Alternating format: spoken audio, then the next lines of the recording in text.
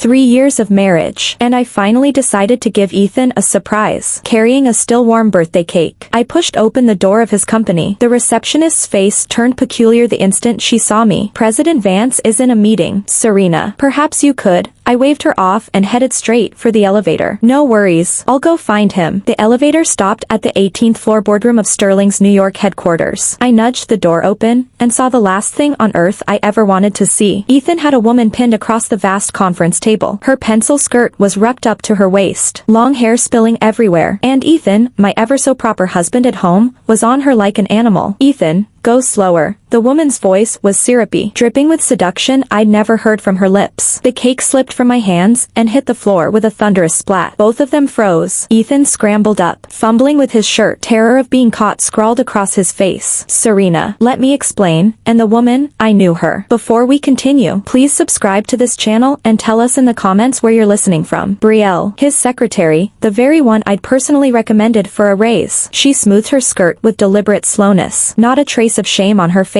Instead, she wore the smug grin of a victor. "Ms. Vance, sorry, you've come at an inopportune moment." Her words stabbed me like a blade. I burst out laughing. True, the timing is terrible. If I'd shown up 10 minutes later, would the show have been even better? Ethan's face was chalk white. "Serena, it was an accident. Brielle and I only what?" I cut him off coldly. "Only reviewing quarterly reports on the tabletop? Or conducting some special kind of in-house training?" Brielle rose, walked to Ethan, and threaded her arm through his. The gesture was practiced, and it broke my heart. "Ms. Vance, Ethan stopped loving you ages ago. Why keep lying to yourself?" I stared at her perfect face, and suddenly everything clicked. Why Ethan had been working late every night lately. Why he'd grown colder and colder to me. Why he no longer sat by my bed when I ran a fever. It wasn't workload. It was because he'd found a new harbor of tenderness. "When did it start?" I asked. Ethan avoided my gaze, saying nothing. Brielle just smiled. "From her first day on the job. A full year. Ms. Vance. 1 year. For 1 solid year I'd played the fool, making him breakfast every morning, pressing his shirts, waiting at home in our Beverly Hills penthouse, while he'd whispered sweet nothings to another woman." I drew a slow breath, fighting to stay calm. "Ethan, let's get divorced." The instant the words left my mouth, the world went silent. Ethan's head snapped up, panic flashing in his eyes. "Serena, don't be rash. We can talk this through. There's nothing to talk about." I turned and walked out, unwilling to stay one more second in that nauseating room. Behind me came Brielle's triumphant laugh. "Ethan, see, she's finally come to her senses. From now on we can be together in broad daylight." Outside the New York downtown headquarters, a light drizzle was falling. I stood in the rain, feeling as if these 3 years of marriage had been one colossal joke. "But Ethan, did you really think I'd be like every other betrayed woman, sobbing my way out the door?" "Wrong. I'm Serena, sole heiress of Vance Corporation. You want a divorce. I'll oblige, but the price will be more than you can bear." Back home, I strode straight to the study and opened the safe. Inside lay a document we'd signed 3 years ago on our wedding day. The prenuptial agreement. Back then Ethan had sworn he was marrying me for love, not money, so he'd signed without hesitation. The terms were simple. Whatever each of us brought into the marriage remained ours. Anything acquired together would be split 50-50. But I'd insisted on an addendum: if either party cheated during the marriage, the cheater left with nothing and paid the other party $10 million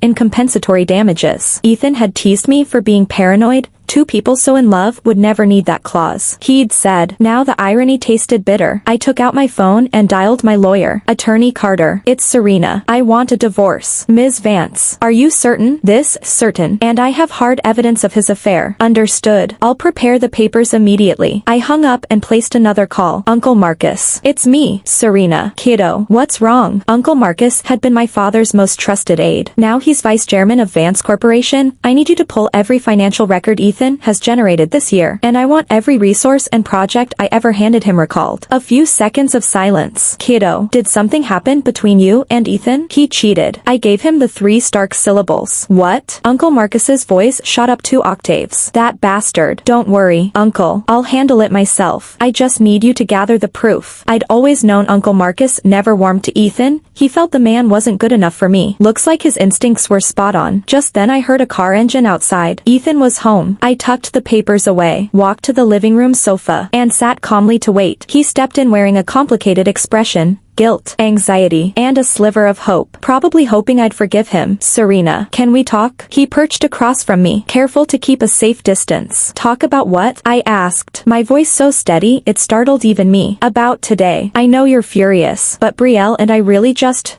what? A spur of the moment mistake? Or did you simply mix her up and think she was me? His mouth opened and closed. No sound came. I went on, Ethan, we're adults. Let's skip the self-deception. You chose her, so let's part like civilized people. Tomorrow my lawyer will deliver the divorce settlement. Serena, can you give me one more chance? He suddenly dropped to his knees, tears brimming. I know I messed up. I'll cut Brielle off. Let's start over. Please. Watching him, I almost laughed. 3 years ago? Or even 3 months ago? This scene might have melted me. Now it only turned my stomach. Ethan, do you know what a broken mirror means? Even if you glue the shards, the cracks stay forever. Our marriage has shattered. I stood, looking down at him. Besides, do you honestly think Brielle will let you walk away? She's already carrying your baby, isn't she? Ethan's face drained of every last drop of color. His silence told me everything. I smiled an icy, razor smile. Just as I thought. Ethan, you're truly impressive. Your wife waits at home while you're out making babies. That's a talent I can't match. I started up the stairs, leaving him kneeling in the empty living room. Halfway up I turned. Oh, forgot to mention, starting tomorrow you're no longer project director at Vance. And that prenup we signed. You remember the clause, right? The cheater walks away with nothing and forks over $10 million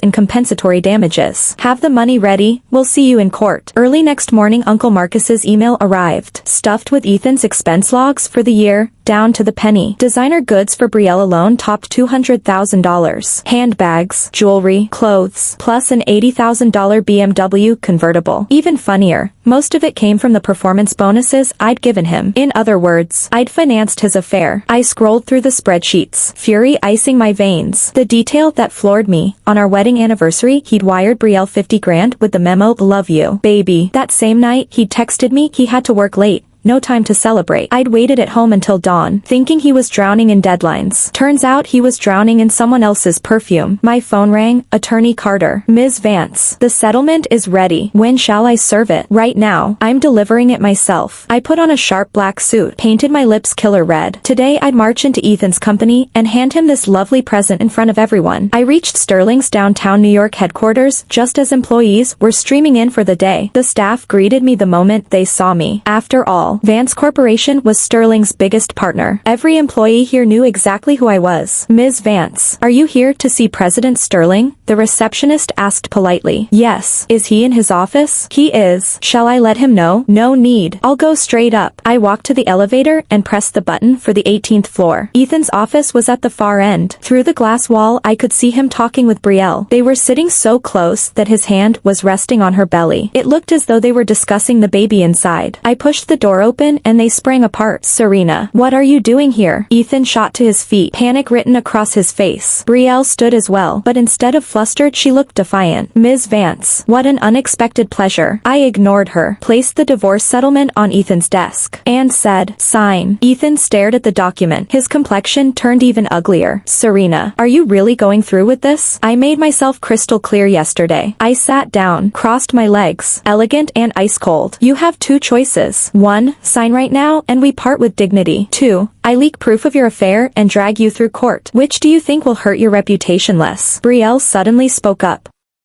Ms. Vance, isn't this a bit excessive? Ethan doesn't love you anymore, why cling to him? I turned to her. The frost in my eyes made her step back instinctively. Brielle, you don't get to speak here, and I advise you to shut up before I decide to get nasty. What are you going to do? She blustered. I smiled a dangerous smile. What do you think? Seducing a married man, destroying a family, what price should that carry? I can make sure you never work in this industry again. Believe me? Brielle's face drained of color. She knew too well that with Vance Corp's influence, blacklisting her would be child's play. Ethan hurried to shield her. Serena, aim at me if you want, but leave Brielle alone. This is my fault, and I'll take the consequences. Watching him protect another woman snuffed the last ember of warmth in my heart. Fine. Since you're willing to face the consequences, sign. I rose and looked down at him. From this moment on, every joint project between Vance and Sterling is terminated. What? Ethan stared in disbelief. Serena, you can't do that. Those projects decide Sterling's life or death. I gave a cold laugh. Ethan, how did you climb so fast in this city? Was it your talent? Or was it the wife you had beside you? Time to give it back. I turned and walked away. Behind me, Ethan's desperate voice rang out. Serena, Serena, come back. Let's talk. I never looked back. Some roads, once taken, can't be retraced. After leaving Sterling, I drove straight to Vance Corporation headquarters in Manhattan. Uncle Marcus was already waiting in my office. A stack of files on the table. Kiddo, here's every joint venture Sterling signed in the past 3 years. Pour the contracts. We can unilaterally pull out. We just pay the termination fee. I leafed through the folders, calculating. I knew better than anyone how vital those projects were to Sterling. Lose our backing and Sterling would be set back 5 years. Minimum. What's the damage? 30 million in total. Pay it. Not a cent short. Uncle Marcus nodded, then hesitated. Kiddo, isn't this too ruthless? After all, Ethan, uncle, from today he is no longer my husband. He's merely Sterling's CEO, nothing more. Business is war. I'm simply reclaiming what's mine. Uncle Marcus sighed and said no more. He knew my temperament. Once I decided, 10 oxen couldn't drag me back. That afternoon Ethan phoned non-stop. I rejected every call. Finally he charged over to Vance and demanded to see me. From my office window, I watched him stand at the entrance for 2 full hours. Security didn't dare force him away. He was still Sterling's president after all. I never went down. Some people, once worthless, lose even the right to a meeting. At dusk an unexpected call came through. Ms. Vance, this is Brielle. I sneered. Brielle, what could you possibly want? I'd like to speak with you. May I? About what? About Ethan. I considered. Fine. I choose the place. All right. Wherever you say. Tomorrow, 3 p.m. Bluebird Cafe in Brooklyn. I'll text you the address. After hanging up, I wondered what Brielle could want. Beg me to spare Ethan. Gloat over her victory. Either way, I looked forward to the rendezvous. Next afternoon, I arrived early at Bluebird Cafe, chose a window table, and ordered a Blue Mountain. At 3 on the dot, Brielle appeared in a beige dress, her slight bump showing she was several months along. Ms. Vance, thank you for seeing me. She sat opposite me, respectful. All yesterday's arrogance gone. Speak. What is it? I cut straight to the chase. Brielle drew a long breath. I'm asking you to let Ethan off. Oh, give me a reason. He truly loves you. This past year he's regretted every single day. I almost laughed. Brielle, are you sure you're talking about Ethan? The man who kissed you in the glass-walled conference room. The one who wired you 50 grand with the note I love you, baby. Brielle flushed crimson. Ms. Vance, you've misunderstood. Between Ethan and me, between you two what? A pure, professional bond. Then whose child is that? I stared coldly. She dropped her gaze. I know I seduced him. It's all my fault. If you need to punish someone, punish me. Don't drag in the innocent. Innocent? I mocked. Where is Ethan innocent? Was he forced? Drugged? Adults pay for their choices. Those are the rules. Suddenly Brielle knelt. Ms. Vance, I beg you, spare Ethan. I'll leave. Disappear with the child. Never bother you again. Every customer in the cafe turned to look. I gazed down at her, expressionless. Get up. This performance is wasted on me. And you've missed one point. I never wanted Ethan back. I'm only reclaiming what's mine. Brielle lifted her head in disbelief. I mean Ethan is worthless to me now. Do whatever you like. I don't care, but he'll repay what he owes. I stood and left her kneeling on the cafe floor. Some people aren't worth a single second of my time. A week later Sterling stock went into freefall. Without Vance projects, plus vicious rumors flooding the market, investors dumped shares in panic. I sat in my office, watched the green line on my screen, and felt oddly calm. Kiddo,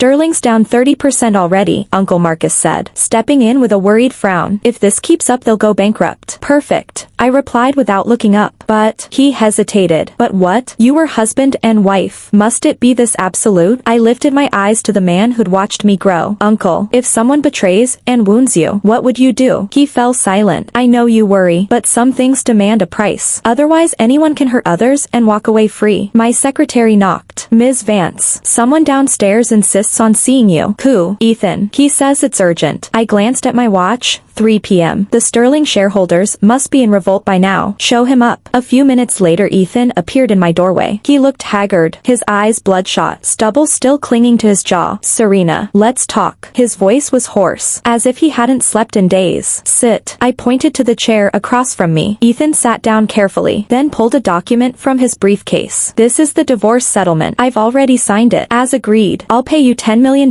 in compensatory damages. I took the papers and skimmed them quickly. Sure enough, his signature was on every line that required it. Good. Then we're officially divorced. I slipped the document into my folder and looked at him. Anything else? Serena, I beg you, stop hammering Sterling. There was pleading in his voice. There are still hundreds of employees left. They're innocent. Oh, now you worry about employees? I gave a cold laugh. When you were cheating, did you think about how I felt? I know I was wrong. I'll accept any consequences. But please, leave those innocent people out of it. I studied him in silence, then said, Ethan, do you know what karma is? You sowed bitter fruit. Now you're harvesting it. As for your innocent employees, you can always sell me the company. I promise I won't lay off a single person. Ethan's face went white. You want to hostile takeover Sterling? Why not? I smiled. With the stock price freefall, it's the perfect time. Besides, I'm confident Vance management can breathe new life into Sterling. His fists clenched, veins bulging on the backs of his hands. Serena, you can't do this. Sterling was built by my father. I won't let you have it. I lifted one shoulder. Indifferent. Then find a way to stop me. But from where things stand, you don't seem to have many options. Unless, I let the word hang. Unless what? Ethan asked urgently. Unless you find new investors. Or, I stood, walked to the window, and turned my back to him. Or you come begging yourself. What do you mean? I spun around and met his eyes. Get on your knees. Beg me. Maybe I'll consider sparing Sterling. Crimson flooded his face, humiliation, rage, despair flickering across it in turn. Serena, you've gone too far. Too far. I laughed. Compared to what you did with another woman in the glass-walled conference room, this is nothing. Compared to bankrolling your mistress with my money, this is nothing. Compared to getting her pregnant, this is nothing. Each sentence drained more color from his cheeks. Finally, he slumped back into the chair, as though every ounce of strength had been sucked out of him. What do you want? Exactly what I want. You can no longer give. I returned to my seat and sat down again. Ethan, from this day forward we're strangers. Whether you live or die has nothing to do with me. I pressed the intercom. Security, please come up and escort Mr. Sterling out. He shot to his feet, wanting to speak, but no words came. He gave me one long, deep look, then turned and left. Watching his broken silhouette, I felt nothing. This man had vanished from my life for good. 1 month later, Sterling formally declared bankruptcy. Vance Corporation snapped up every asset at rock-bottom prices, including the downtown New York headquarters I'd visited countless times. Ethan left the city with Brielle. Rumor said they'd fled to some small town in Florida. I didn't follow their trail. It no longer concerned me. Tonight was the gala celebrating Vance's takeover. I wore a scarlet evening gown, standing at the center of the ballroom at a luxury hotel in Manhattan accepting congratulations. Ms. Vance. Congratulations.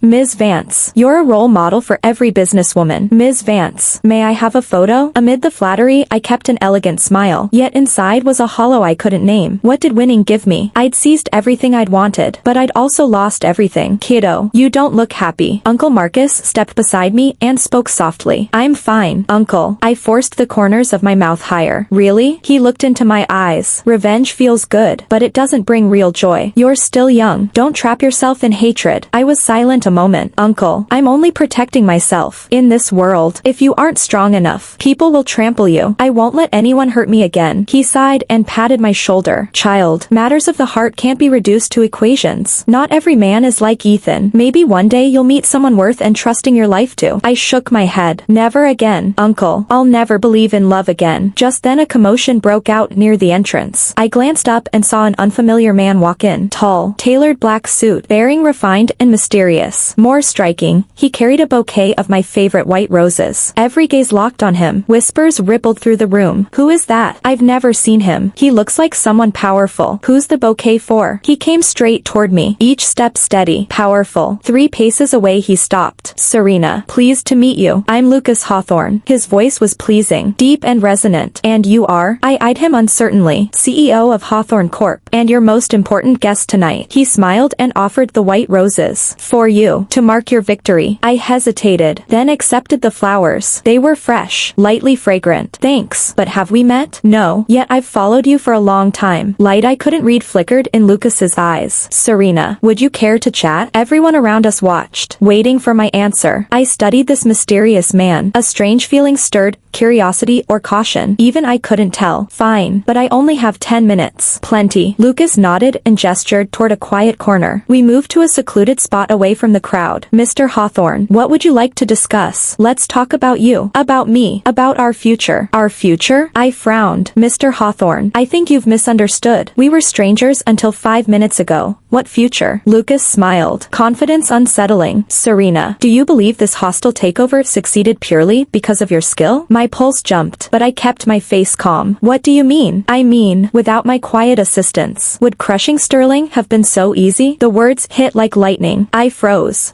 What did you say? The stock price freefall, the smear campaign, the liquidity freeze. He listed them calmly. Each accident bore my fingerprints. I stared hard, hunting for a lie. I found none. His gaze was clear, sincere. Why? My voice shook. Why help me? Because. Lucas stepped closer, narrowing the space between us. I fell for you the first moment I saw you. Lucas's confession knocked me off balance. Love at first sight? I almost laughed. Mr. Hawthorne, are you joking? I never joke, especially about feelings. His eyes were solemn enough to frighten me, but we've never even met. Meeting isn't required for a heart to fall. From his pocket he drew a photograph and handed it over. It was me, speaking at a charity gala half a year earlier. I first saw you that night. You wore a blue gown, on stage raising funds for children in poverty-stricken regions of California. The light that radiated from you shook me to the core. I stared at the image, a sudden sense of being watched crawling over my skin. So you've been watching me in secret? Yes, I admit it. Lucas didn't flinch. I investigated everything about you, including your marriage. When I learned your husband cheated, I was furious. So I've decided to help you get even. I took a step back, putting distance between us. Mr. Hawthorne, forgive my bluntness. Your behavior makes me extremely uncomfortable. I don't need anyone's pity or help. This isn't pity. It's love. Lucas's voice was steady. Serena, I love you. Even though we're meeting for the first time today, my feelings are real. A wave of dizziness washed over me. I'd just shaken off one dirtbag, and now a man who might be a stalker was professing love. What on earth is my life becoming? Mr. Hawthorne, thank you for the assistance, but I'm not interested in discussing romance right now. I understand. You've just ended a painful marriage and need time to heal. Lucas said gently. I can wait. No, you misunderstand. I drew a steadying breath, fighting to stay calm. I'm not in need of healing time. I'm finished with love entirely. I won't trust any man again, including you. Lucas was silent for a moment, then spoke. Serena, I know Ethan hurt you, but please don't let one man rob you of faith in an entire gender. There are still sincere men in this world. Men like me. I couldn't help a cold laugh. Mr. Hawthorne, you claim to love me, yet you don't even know the real me. What you love is the woman you've imagined. No, I do know you. Lucas shook his head. I know you seem aloof, but you're kind inside. I know you project strength, yet you're deeply insecure. I know you insist love is dead, yet you still long to be cherished. Each sentence stabbed straight into my heart, striking every weakest point. Enough. I cut him off. Mr. Hawthorne, please stop. We barely know each other. Don't pretend you've read my soul. Then give me a chance for us to learn about each other. Lucas's tone held a plea. I'm not asking you to accept me now, just for an opportunity. One chance to let you believe in love again. Meeting his earnest gaze, I felt a swirl of conflicting emotions. To claim I wasn't moved would be a lie. This man, in looks and speech, was undeniably attractive, and he had stepped in exactly when I needed help the most. But I simply no longer dared to believe. Ethan's wounds had cut too deep. Every man had become a potential enemy. Mr. Hawthorne, I appreciate your kindness. In the end, I chose refusal, but I have no intention of entering a relationship. If you want a business ally, we can keep cooperating. If you want something more, then this is goodbye. With that, I turned to leave. Lucas called after me. Serena, I'll prove it to you. I'll show you what real love looks like. I didn't look back, yet something inside me quivered. Back among the charity gala crowd, I tried to act normal, but his words echoed in my head. I'll prove it to you. How exactly did he plan to prove it? And did I still have the courage to believe? The following days drifted by in apparent calm. The hostile takeover of Sterling wrapped up smoothly, and I threw myself into merging the two companies. Still, Lucas's declaration lingered in my mind.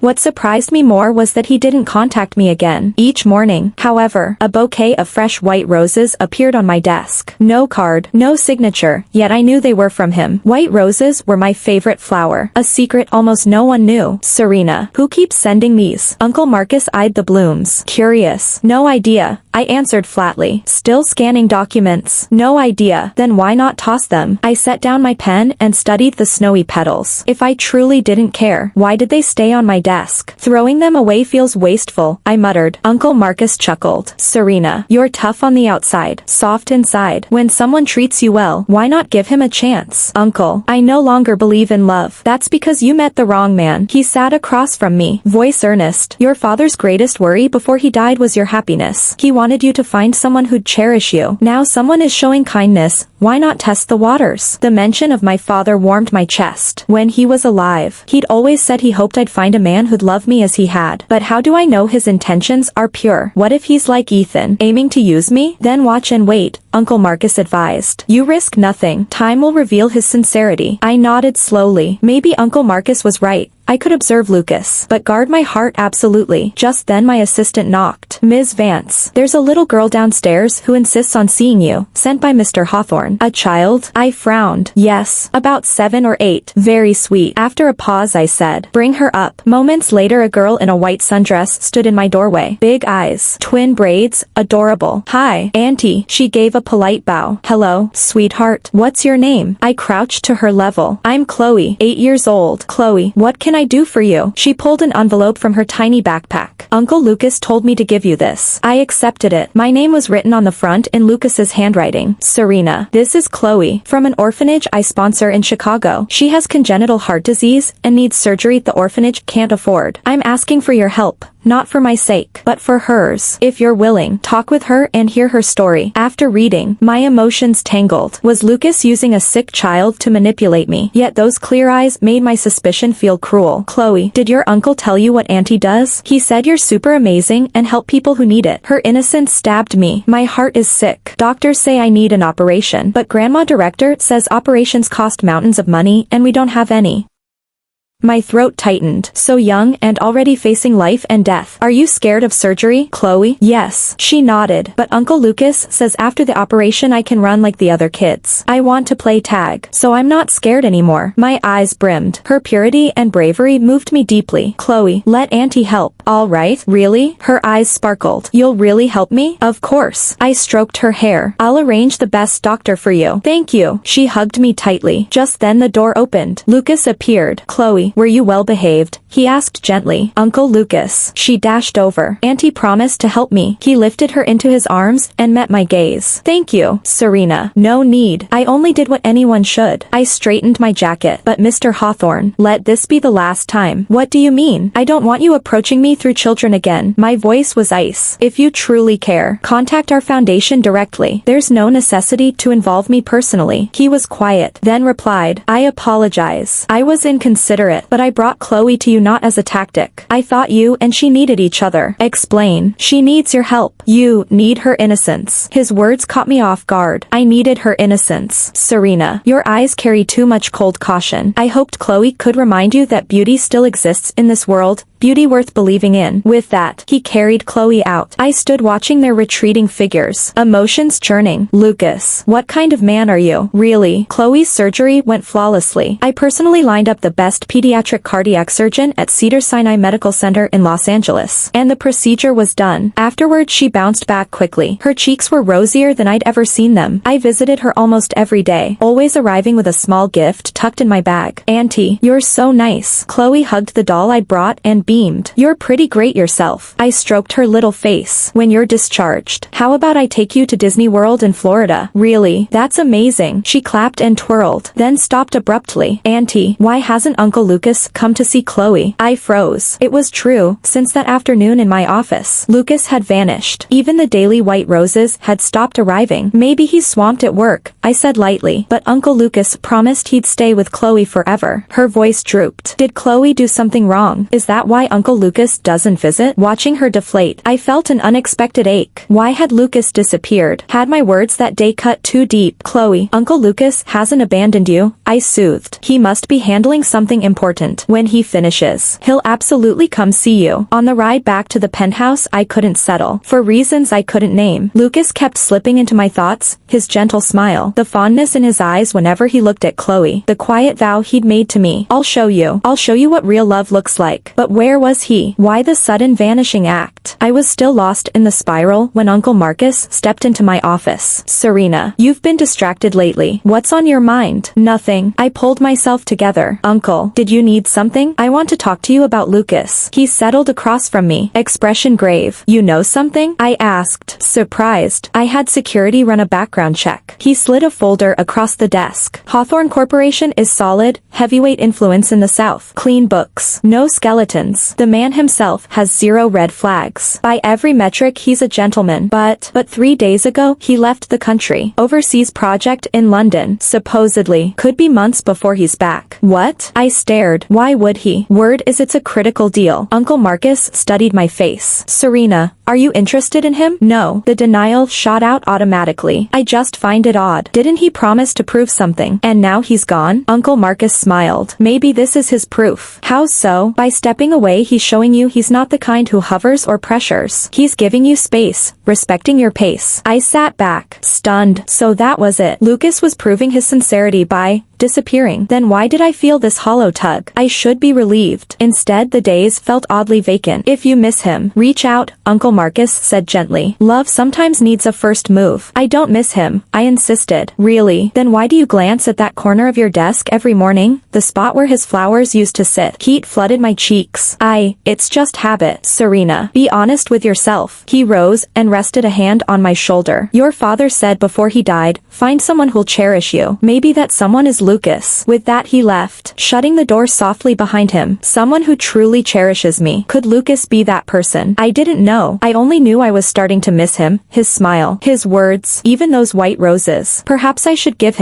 us, a chance. 2 months later, Chloe was cleared to go home. I kept my promise and drove her to Disney World in Florida. Watching her dart from ride to ride, I felt lighter than I had in years. Auntie, look, the carousel. She pointed, bouncing on her toes. All right, carousel it is. I took her hand and we headed over. That's when I saw him. Lucas stood beside the carousel, watching us. He looked as handsome as ever, though thinner, shadows beneath his eyes. Uncle Lucas. Chloe tore free and ran. He knelt, catching her in an open-armed hug. Did you miss me, Chloe? Every single day. She snuggled closer. Why so long? I had to take care of something far away, he murmured. But I thought about you every minute. Did you miss Auntie too? She asked, innocence shining. He lifted his gaze to me, tenderness brimming. Terribly. My heart lurched. Heat rushed to my face. When did you get back? I managed. Yesterday. Chloe, give us a minute. Go try the bumper cars. She skipped off happily. Serena, how have you been? Good. The project abroad, successful? Wrapped and signed. We stood in awkward silence, both of us hesitating on the edge of everything we wanted to say. Serena. Lucas. We stopped. Laughed nervously. Go ahead, he said. I drew a slow breath. These 2 months I did a lot of thinking. Maybe we could try. His eyes widened. Try. Start as friends. Learn each other properly. See if we actually fit. My cheeks burned. If you're still willing. His answering grin lit the whole boardwalk. Absolutely. But I have conditions. I added quickly. Name them. No more background checks. No surveillance. I need space and respect. You have my word. And you'll be good to Chloe. She's been through enough. Without question. He glanced at her. Soft affection in his eyes. She's like our little girl. I'll always protect her. The phrase, our little girl, sent a flutter through my chest. Sweet. Terrifying. Utterly new. Then let's start over. I extended my hand. I'm Serena, CEO of Vance Corporation. He clasped it. Warm and steady. I'm Lucas, CEO of Hawthorne Corporation, and, hopefully, your future boyfriend. We laughed, and for a moment the world rebooted. Chloe raced back. What are you doing? We're making a promise, Lucas told her solemnly, to stick together from now on. Yay! So Chloe gets a mom and a dad? We stared, startled, then burst into shared laughter. Maybe, just maybe, we really could become a family. Maybe I could dare to believe in love again. As the sun dipped below the horizon, I closed my eyes and made a quiet vow. Let this be the happiness that finally stays. Thanks for watching today's story. If you enjoyed this video, give it a thumbs up and share it with your friends. We'd love to hear your thoughts in the comments. Feel free to share your opinions. Don't forget to subscribe to our channel for more amazing stories. See you next time.